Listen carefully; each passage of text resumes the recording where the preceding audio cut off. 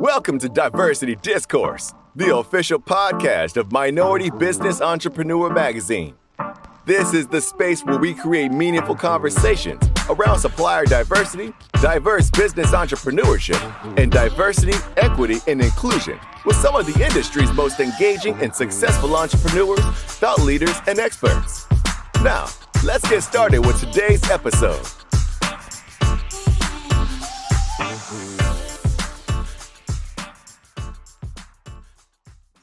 With me today is Charese Chambers. She's an award-winning fractional CFO and founder of Financial Fancy, specializing in empowering entrepreneurs with sustainable financial management.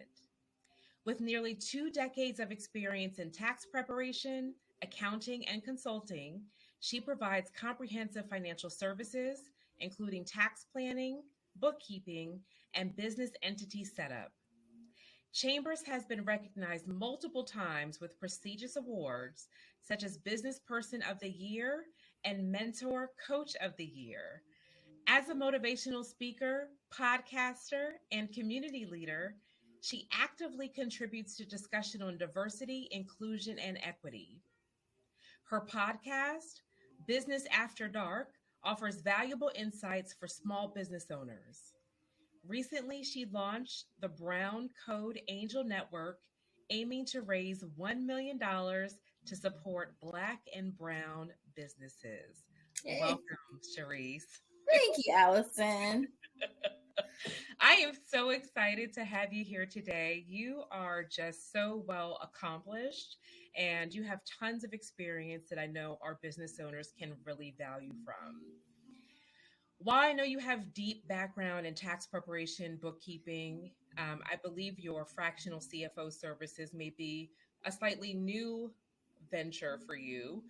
So I want to just kind of dig in a little bit more and educate our listeners on what a fractional CFO is.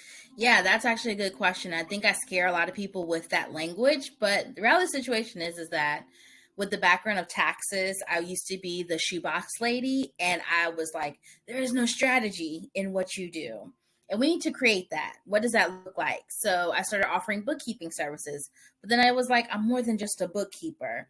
And that's where that fractional CFO kind of was birthed. I think I was always doing it because tax planning has always been very important to me, to entrepreneurs, for them to understand their numbers. But I was trying to give language to it. And maybe about 5 years ago, that fractional, because I was like, I'm a business strategist. But then that felt like I was a business coach only. I was like, how do I encompass all of the things? Because I do kind of give people coaching when I give them strategy, and I do your taxes, and I do your bookkeeping with your day-to-day.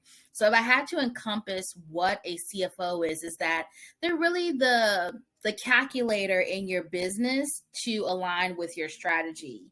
I utilize your numbers in a way that creates a story and narrative to make sure that we're on the straight and narrow to whatever the goals are for the entrepreneur. Got it. So still, that could be a little confusing for business owners, right? So like, I just think about, the owner who, had the passion to start the business, and they have their own vision, but maybe numbers are not their strong suit. Mm-hmm. So do you primarily partner with business owners who are more like solo entrepreneurs, or who might have a team but might be missing someone who handles the numbers? A little bit of both. I like to most definitely meet someone at the very beginning because I don't have to do a lot of course correcting, like changing maybe your business structure or around your pricing scale and things of that nature. Because obviously once you tell me what your goals are, I quickly identify what the issue is and then plan an action of execution so that we can get on the same page, right? So if your long-term goal is to put yourself on payroll, but for the last 2 or 3 years, you haven't made a profit, then I most definitely identify that you're not making enough income to put yourself on payroll, right? So the first thing is there's 2 ways to make more money: either increase your prices or lower your expenses. I can easily look at your profit and loss sheet, and especially for service-based businesses, typically they don't have a lot of overhead costs. So typically, leaning towards lowering your expenses probably is not the first plan of action, but increasing your prices, which then kicks in that coaching part of me where I have to guide you through mindset, because why aren't you charging? Because a lot of people just struggle with people are not going to, accept my new prices, especially if they have to double or triple, which is typically the case. Then I have to have a come to Jesus moment with them and say, well, do we want to run a hobby? Because you could do that. That's well in your right. You could listen, I don't judge. I'm telling you what's the end goal if you continue to do the thing you're doing, right? Or do you want to put yourself on payroll so you can quit your 9 to 5, so you can spend more time with your kids, so that you can actually have a weekend, right? Because it's more than just the money. It's really the freedom of whatever it is that you desire from having the money to be able to put yourself on payroll. And when people start conceptualizing that, and when they can get over the fear or do it scared, they actually realize like, oh, I don't have to sell as many products because I'm meeting my goals. I don't have to, do X, Y, and Z, right? And it kind of relieves them from other things that they thought that they had to subscribe to, when all they needed was some strategy to tell them how to navigate to get to that space. Okay, so you said so many great things there. Sorry. I was like, yes. Okay, so the first thing I want to pick up on is I've had tons of conversations with business owners, again, who are very focused on big picture, the overall goal strategy of the business. Numbers, not their strong suit, right? A lot of them just, want to just kind of bury their head in the sand as it relates to all things finances. And that includes even what may be going on in their personal life, right? And it kind of starts there too, right? So if they don't have a comfort level or confidence level in managing their own finances, that it's going to directly translate to like how they manage the finances for the business. Right. And so when you said that you come in, look at the P&L, I know, like, I just had to do like my brain is like a screeching halt, because most business owners aren't really running monthly profit and loss statements, period. They may update them, annually when it's time to prepare the return. They have no clue whether they made money or lost money for the year. Right. They literally are just winging it. So can you explain why it is so important to have a profit and loss statement? Well, let's give a real-time example. I had a client, retail client. We're about to be in the midst of the pandemic. Retails typically do not do well Q1 because the holiday season has just passed in Q4. Everyone has bought all their Christmas gifts. Everyone has bought the things, and they are tapped out, and they're waiting for tax refunds. Something about their numbers, as we looked at them, were weird. It wasn't unusual because, again, we typically lose money Q1 in the retail arena, right? But I was like, something else is happening that I am aware of. But at the same time, simultaneously, this client was toying with the idea of going online, because the other part is when you have a brick and mortar, I find that a lot of brick and mortars, they stop the buck at, they only get money from the proximity of people visiting the brick and mortar. I get it, because listen, if you're paying $8,000 in rent, baby, you got to pay the bills. But also, my thought process is, when I identify their different levels of making income, why are we not selling online? Because people can access the things, but then we have to figure out, because retail too, creating a website for retail, especially when you have to continuously upload inventory, taking pictures down when you stop selling, it's a lot of maintenance, right? So it's most definitely a thought process. But because we were pivoting and also identifying, pre-identifying the pandemic happening, right? We actually aligned ourselves so we were able to maintain staff and not have to close doors as most businesses did, because they had the income from online sales when everyone was at home buying stuff, right? Imagine if they didn't have that avenue, they most definitely probably wouldn't have their doors open now, right? So that's why you need to continue to look at your numbers also, so you can identify if the things that you're doing is working. If you have a marketing strategist, you can't go off of feelings. And sometimes even beyond the feelings, You actually find yourself, because we always talk about the negative feelings, but you could also have good feelings seeing that your numbers are going the way that you desire for them to go. Or you can pivot also in real time, not waiting to the end of the year, giving people your shoebox receipts and saying, you know what? I see a tick going up in TikTok area. People are buying a lot of stuff from the TikTok shop. We're going to keep putting money into that. Also, you could find yourself being able to hold more money if you know your numbers to say, you know what, we keep throwing ads at Meta and we're not getting conversions. We're not getting clicks. No one's liking this. Stop spending $100 every month, which correlates to $1,200 over the year. Well, how much more money could you have made if you would have dumped it over on TikTok if you actually looked at your numbers? So I want us to kind of have cognitive thinking of our own and make it make sense. 1 + 1 got to equal 2. And just because this is the other part, people will say, oh, I'm scared of numbers. I don't like looking at my numbers. I'm not good at math, but you're good at making money. Money is math. What are we talking about? So I need you to stop saying that rhetoric in your head. And are we trying to get to the bag, or are we trying to look aesthetically pleasing to our peers? I very much moved to Richmond, and I was like, I'm making good money. I want to move into one of those lofts and look like one of the TikToky girls. And I felt very convicted in my spirit. And the Lord was like, do you want to look like you got money? Do you want to have money? Hey. I said, I'm sorry, what? What did you say? Are you talking to me? Are you talking to me? And clear enough, I truly believe to this day that if I would have gotten one of those lofts that cost $1,800, that I would not be going to see Rachel Rodgers next year at her $1 million ROI summit. Because that money would have been spent. Yeah. Right. So again, it gives you a thought process.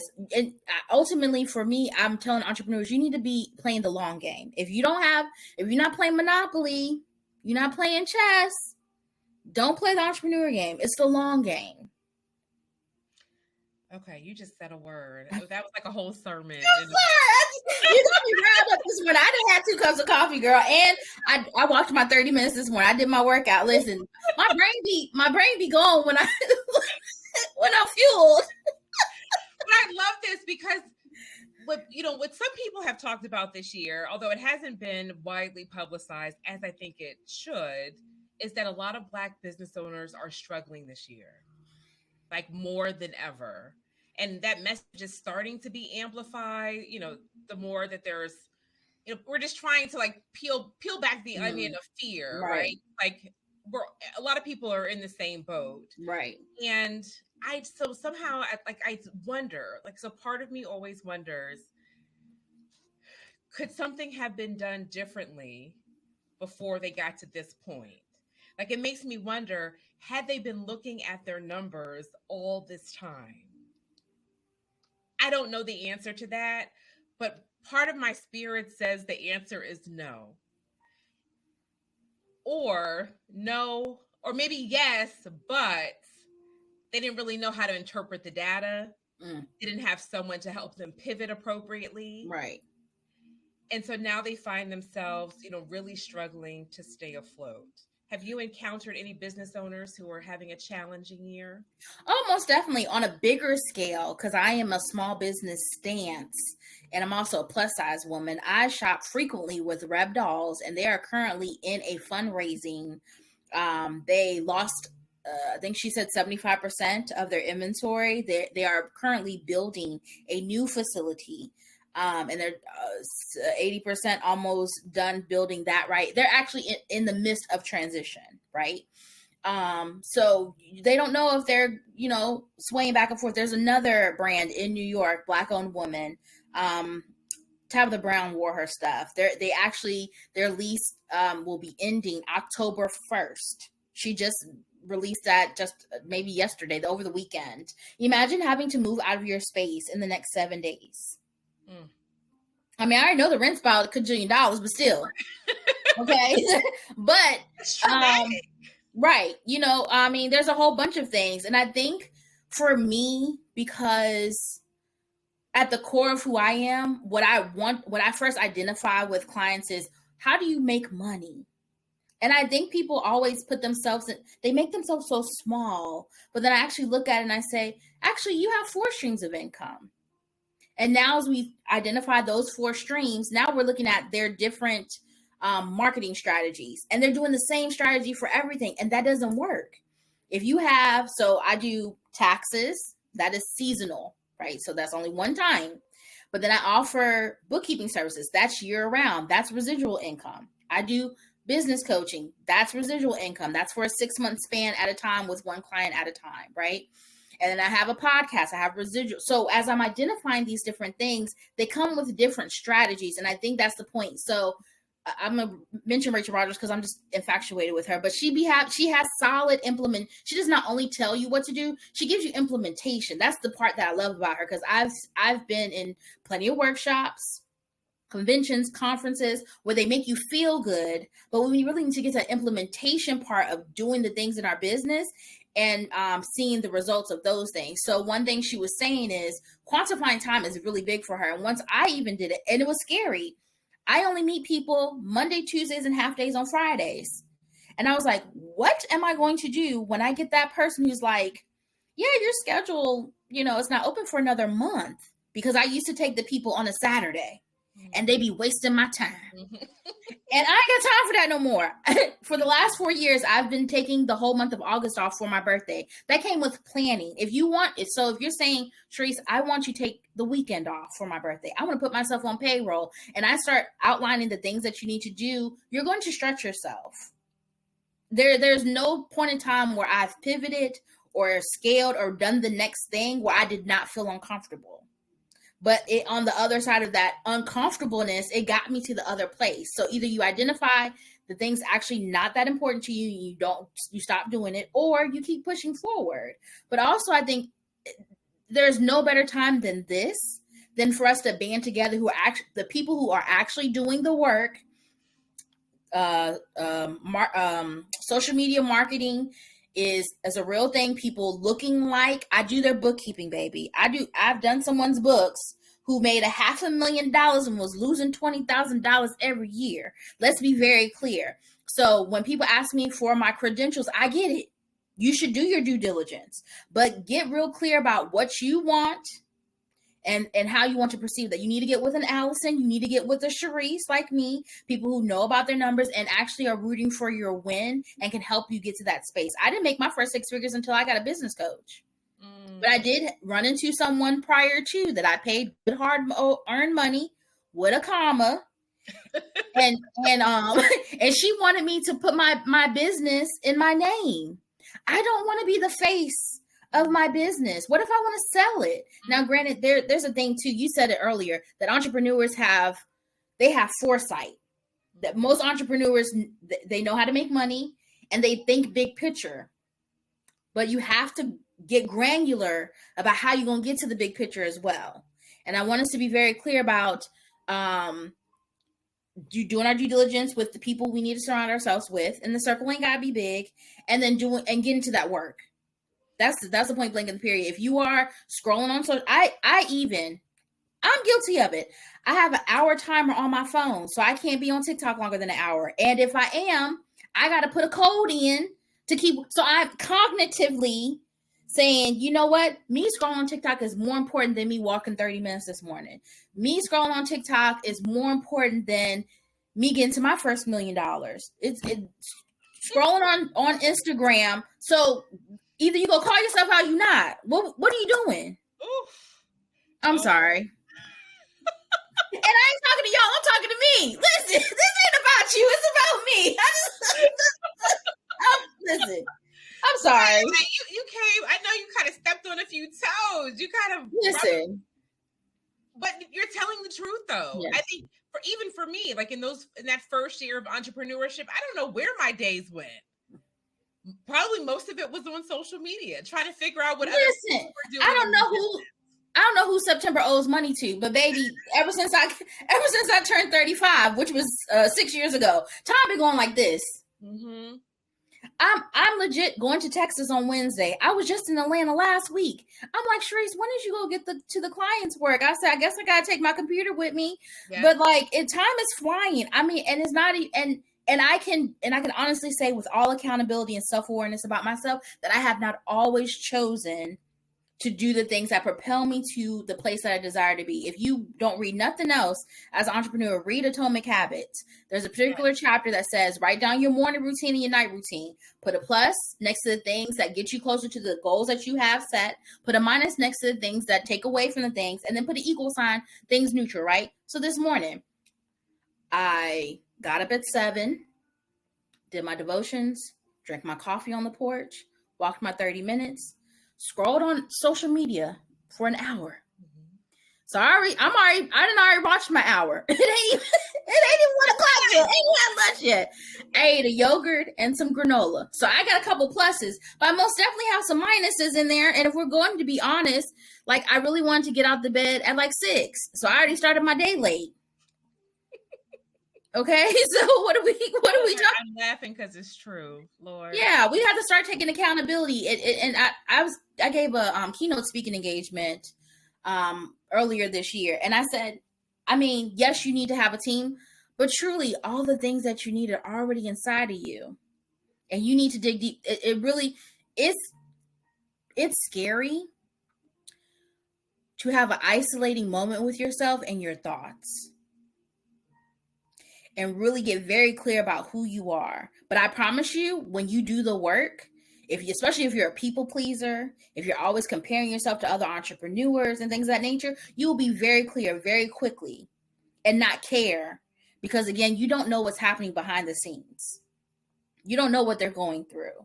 And the more we get more stories about what people are going through, baby, this is cakewalk. What are we talking about? Do what you need to do. Do what you know that and a lot of people use God too, because there's a whole plush of God entrepreneurs as well. If you are about that business, which I am, then it needs to align. It needs to make sense. Okay, I love that. Okay, you said so much. I also agree that the way that you're going to be successful in entrepreneurship is to work on yourself. It is your self-work and healing and transformation and all of your steps that you are doing scared, right? That are going to get you the success that you're looking for at the end of the day. But I also believe that you can't do it alone, that you definitely need support. And so you mentioned that you hired a business coach. I too hired a business coach this year. It took me a while to find someone that I really connected with, because I do believe it's really personal. So I guess, can you tell me a little bit about your work, or when did you decide that it was time to hire a business coach? I got a business coach. Was this 2024? I got a business coach in the first one that I paid the money for, that was trying to get me to change my name. That was probably back in 2018. Then I got another business coach in 2020.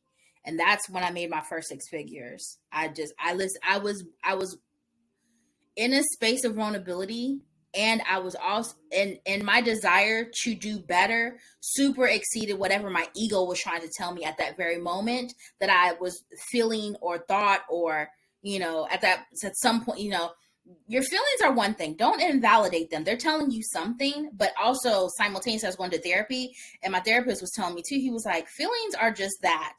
They are not, stop calling these good feelings and these bad feelings. Because the truth of the matter is, when I'm happy, I eat, and then when I'm sad, I eat. So he's like, so which one was actually good or bad? Baby, I don't know. I'm a foodie. So it's like, so he's like, your feelings are deceptive at times, can be at times, right? Feel them, identify what they're trying to tell you, right? Because maybe you don't want to look at your numbers because you grew up on food stamps like I did.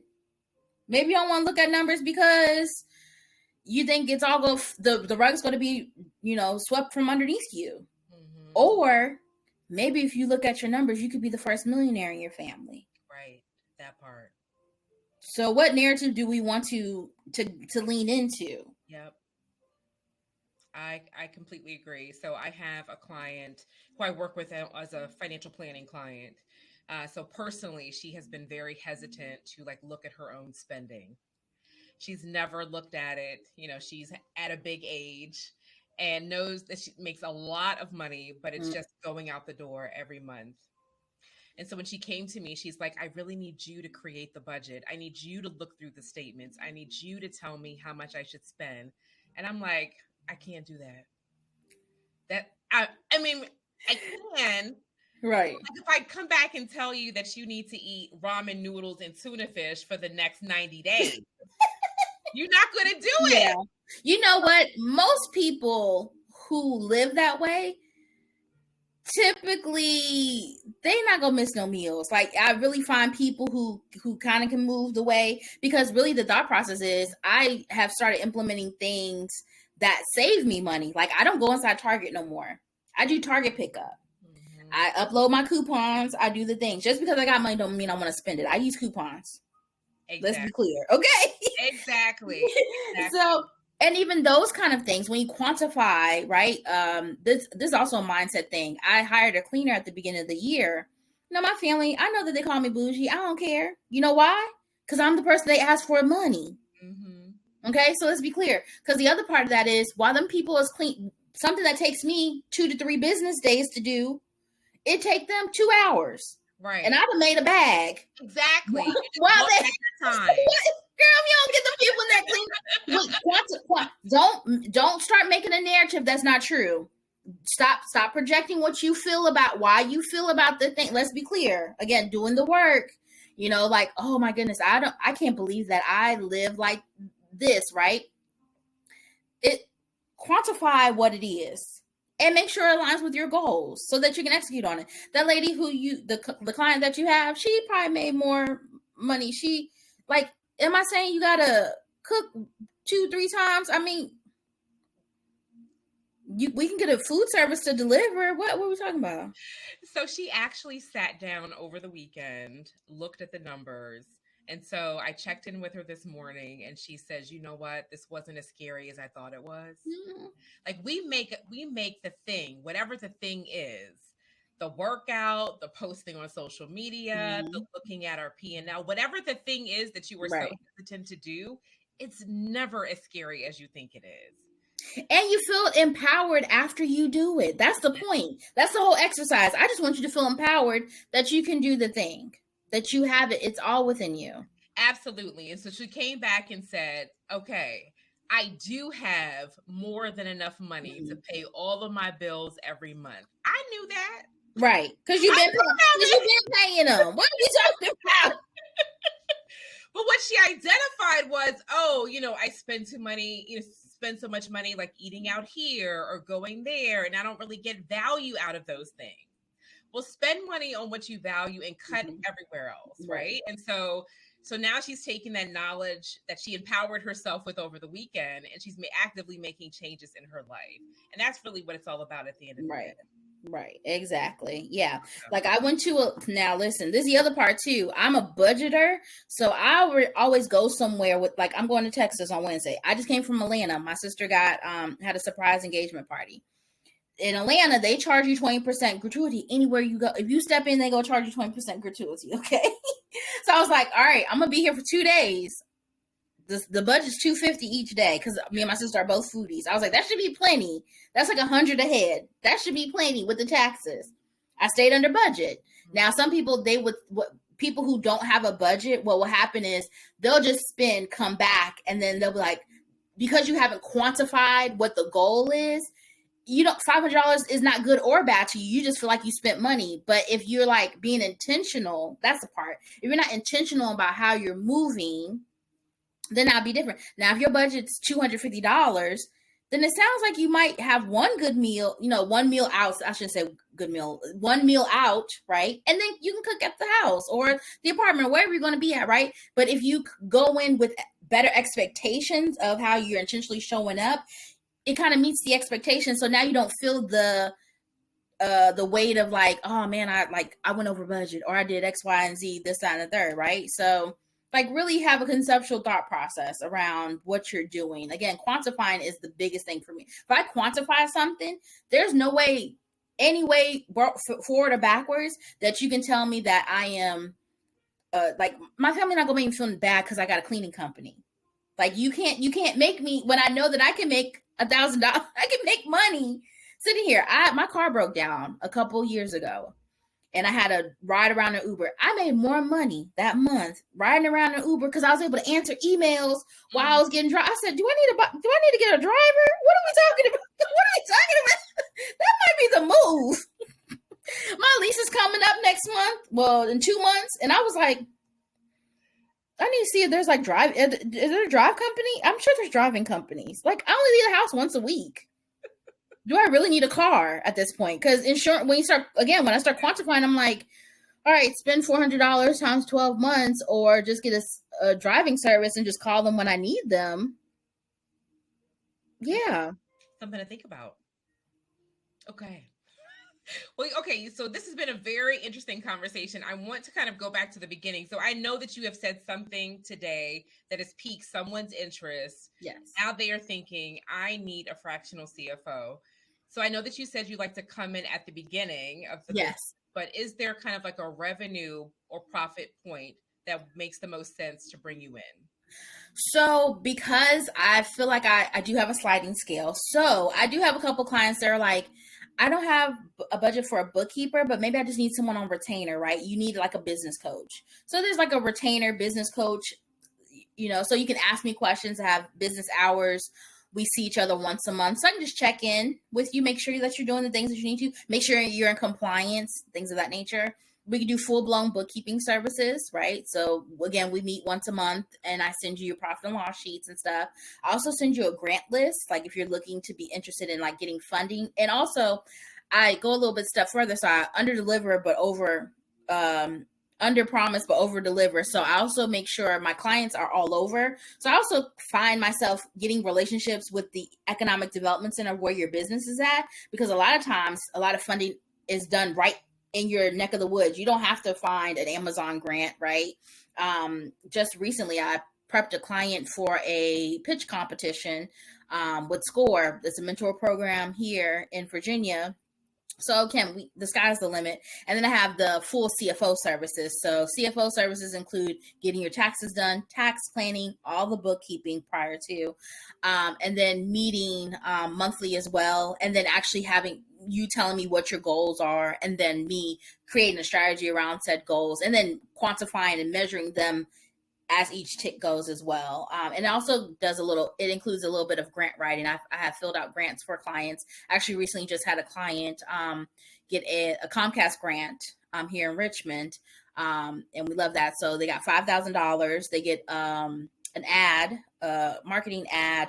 And then they're getting an upgrade to their website. And they're also getting some mentorship, like a cohort kind of situation. So we love that. And I mean, I want everyone to thrive. Yeah. Helping them get free money. Yes. Free money. I actually, I secured $8.7 million last year for clients through traditional economic development pitch competitions and grants. Yeah. Oh, I love that. Congratulations. Yeah. And henceforth why I started the Brown Code Angel Network, right? Like, knowing that there is a need for funding, but I also want to make sure that you have the information so that you're not just spending the money and then just running off. Like, we want to make sure we get our ROI on our investment. Yes. Okay, so how can people find you to learn more about your services? Yeah, so the website is always the bread and butter. So I pay money for it. So go on to the website, financialfancycfo.com. If you are on social media, you can look me up on Instagram, same, because we buy domain names over here, same thing, Financial Fancy CFO. I'm on TikTok, just Financial Fancy. Didn't have to add I don't think it's CFO on there, right? And then obviously on the website, you can sign up I send out a free grant list of over 100 grants every month for people who are looking for financing or funding, I should say. I also have a podcast, Business After Dark, so you can stream that on any platform. And I also have a YouTube channel, Financial Fancy, where I'm kind of having conversations just like this. So you get to see my face instead of just listening to me on the podcast. Well, I love that, Charese. Thank you so much for joining us today. Absolutely. Thank you for having me.